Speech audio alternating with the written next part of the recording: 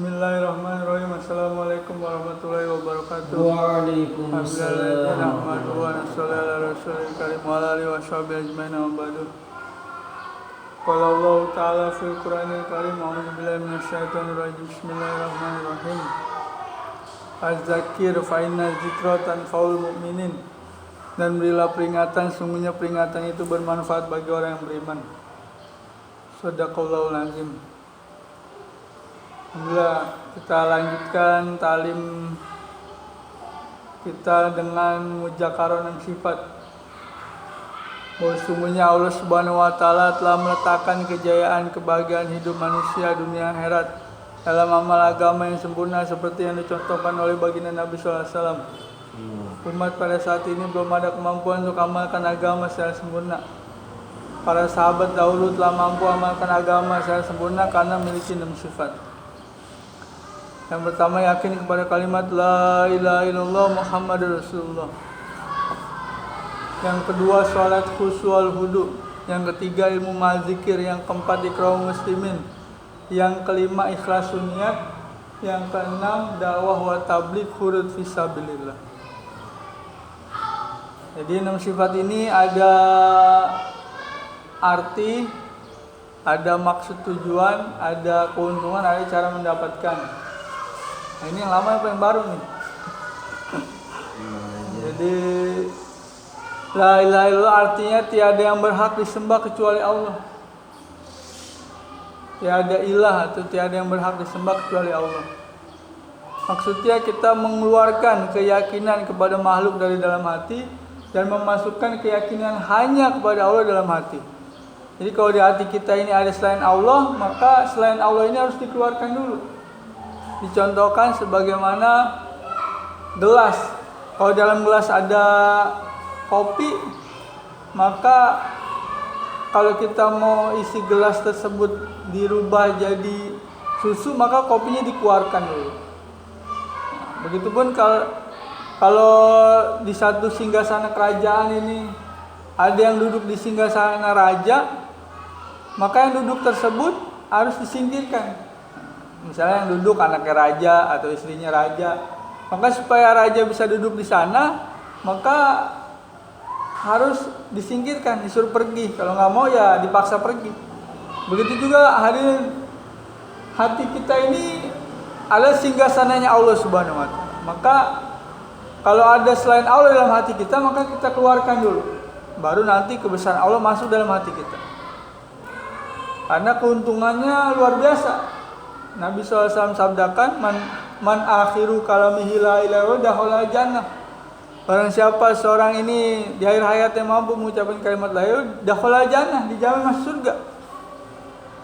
Dengan keuntungan yang lain, barang siapa yang bersaksi bahwa tiada yang berhak disembah kecuali Allah, bahwa tiada Tuhan selain Allah, hatinya membenarkan lisannya, maka dia akan masuk surga dari pintu mana saja yang dikehendaki.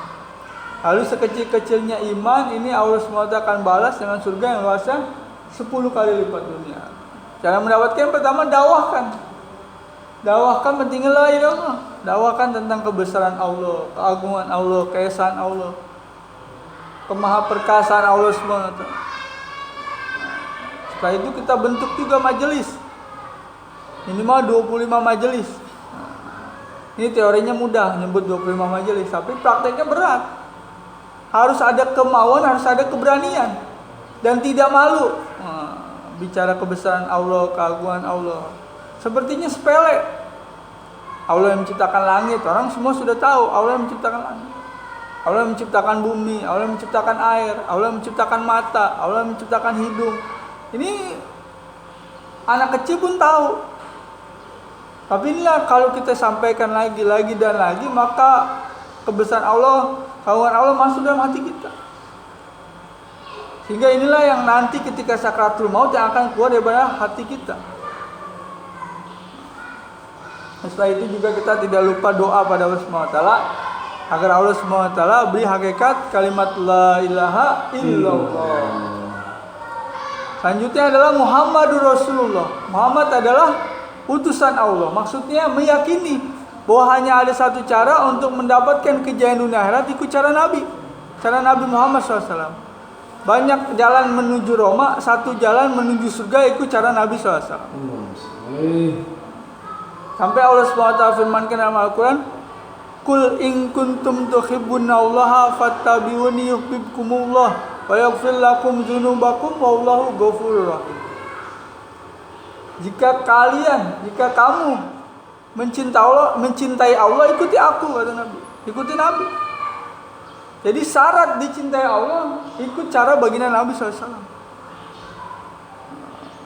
Makannya ikut cara Nabi, tidurnya ikut cara Nabi, bergaul sama istri ikut cara Nabi, bergaul dengan anak ikut cara Nabi. Dari mulai meludah sampai datang ke Ka'bah, ikut cara Nabi SAW. Apalagi dakwah harus ikut cara Nabi. Kalau nggak ikut cara Nabi ditolak. Memang macam dakwah banyak. Cuman dakwah nanti di akhirat ini akan dipilih adalah ikut cara Nabi SAW. Ciri dakwah Nabi mendatangi umat, tidak minta upah. Terus yang dibicarakan adalah kebesaran Allah, keagungan Allah, keesaan Allah Subhanahu wa Ta'ala. Nah, keuntungannya kalau kita mengikuti Nabi SAW, Nabi SAW sabdakan, man ahya sunnati faqad ahabani, wa man ahabani kana ma'i fil jannah. Barang siapa menghidupkan sunnahku, sungguh dia cinta padaku. Dan barang siapa cinta padaku, di surga bersamaku. Jadi menghidupkan sunnah ini istiqomah, bukan sekali-sekali. Sunnah suroh siroh sariroh. Setelah itu Nabi SAW juga sabdakan, man tamassaka bisunnati inda fasadi ummati falau ajru mi'ati syahid. Barang siapa berpegang teguh pada sunnahku di zaman rusak umatku, akan mendapatkan pahala 100 orang mati syahid. Jadi berpegang teguh ini bukan hanya sekedar kita menghidupkan sunnah, tapi kita ajak orang lain juga untuk menghidupkan sunnah. Terus ada yang tidak senang, tetap kita hidupkan sunnah. Oh, jamaah ini pakaiannya cingkrang, nggak apa-apa. Paling dia sehari 2 hari mengatakan seperti itu. Tapi kita terus hidupkan sunnah. Kalau nggak dia mati duluan, kita mati belakangan. Ya kan, tetap kita hidupkan sunnah. Kita ajak orang lain untuk menghidupkan sunnah. Inilah berpegang teguh kepada sunnah. Memang seperti memegang bara api, dipegang panas, dilepas mati bara api. Tapi kita terus, kata Nabi ini, dengan gigi geraham. Jadi sangat kencang kita megang sunnah. Karena pahalanya luar biasa. Dapat keridhaan Allah Subhanahu wa Ta'ala. Nabi juga sabdakan, kullu ummati yadkhuluna jannah. Semua umatku akan masuk surga illa man aba, kecuali yang enggak mau, kecuali yang enggak. Maka sahabat bertanya, kila wa may ya'ba ya Rasulullah, siapakah yang enggak masuk surga ya Rasulullah? Qala man ata'ani dakhala jannah wa man asani faqad aba. Barang siapa yang mau ikut aku, mau menghidupkan sunnahku, maka dia masuk surga. Dan yang enggak masuk surga adalah yang menolak sunnah, yang enggak mau ikut sunnah, yang enggak mau meyakini cara hidup baginda Nabi SAW itu menyelamatkan dunia akhirat. Terus cara mendapatkan ini gimana? Yang pertama kita dakwakan sunnah selama 24 jam. Ya, tadi dari mulai tidur sampai tidur kembali, bahkan tidurnya cara Nabi SAW. Dari mulai meludah sampai datang ke Ka'bah, ya kan? Dari mulai mendidik anak, mendidik istri, bergaul, ya kan? Bekerja, berdagang, bertani, beternak, semua kegiatan ikut cara Nabi SAW. Sholat, ya kan? Puasa, zakat, bahkan dakwah juga ikut cara Nabi SAW. Terus jangan lupa juga kita doa pada Allah SWT agar Allah SWT memberikan kekuatan kepada kita untuk selalu menghidupkan sunnah baginda Nabi SAW. Selanjutnya adalah sifat sahabat yang kedua, sholat khusyuk al-hudu. Sholat dengan konsentrasi batin, merendahkan diri di hadapan Allah, ikut cara baginda Nabi SAW. Atau sholat itu adalah hubungan antara manusia dengan Allah SWT, hubungan antara makhluk dengan Khalik. Khusyuk artinya konsentrasi, khudu artinya tertib. Tertib cara berjamaah, tertib tempat di masjid atau di musala atau di tempat azan dikumandangkan, tertib waktu di awal waktu. Ya kan, tertib tempat, cara, waktu. Tempat di mana azan dikumandangkan, caranya berjamaah, waktunya di awal waktu di mana azan dikumandangkan. Ya kan, mengikuti imam. Takbiratul ula bersama imam. Maksud dan tujuan sholat dulu adalah untuk membawa sifat-sifat ketaatan kepada Allah SWT dalam sholat ke dalam kehidupan sehari-hari. Keuntungannya inna sholata tanha anil fahsya'i wal munkar. Sungguhnya sholat mencegah perbuatan keji dan mungkar. Jadi kalau sholat kita belum mencegah kita daripada perbuatan keji dan mungkar, maka sholat lagi. Jadi bukan menyalahkan sholat terus nggak sholat. Wah, saya udah sholat, tapi tetap aja maksiat. Maka diperbaiki apa? Kualitas sholat. Ya khusyuk dan hudunya diperbaiki. Ya kan, wudunya diperbaiki, istinjanya diperbaiki. Karena Allah SWT janjikan wasta'inu bisobri wasolah, carilah pertolongan Allah dengan cara sabar dan sholat. Jadi kita ada apa-apa sholat. Waduh, saya udah sholat terus tapi belum kaya. Saya udah sholat terus tapi belum dapat jabatan. Ya sholat terus. Kalau belum dikasih di dunia, insya Allah di akhirat dikasih sama Allah. Derajatnya ditingkatkan lagi, ditinggikan lagi oleh Allah SWT. Terus dalam sabda Nabi SAW, barang siapa yang sholat selama 40 hari tanpa tertinggal takbiratul ula, maka akan mendapatkan 2 kebebasan. Pertama, dibebaskan dari sifat munafik. Yang kedua, dibebaskan daripada azab neraka. Keuntungan daripada sholat. Banyak lagi keuntungan sholat. Cara mendapatkannya, dakwakan mendingan sholat wal wudu. Dakwakan lagi. Sampai kita yakin dengan sholat kita ini menyelesaikan masalah. Kata ulama, kalau sholat kita belum bisa menyelesaikan masalah keperluan dunia kita, bagaimana nanti keperluan akhirat kita di kubur, di masyarakat, di mizan, di sirat. Ya kan? Maka kita lagi sholat lagi dan sholat lagi. Kalau mendapatkan yang lain, pertama kita dakwakan, terus kita latihan sendiri. Ya kan? Ada masalah sholat, ya kan?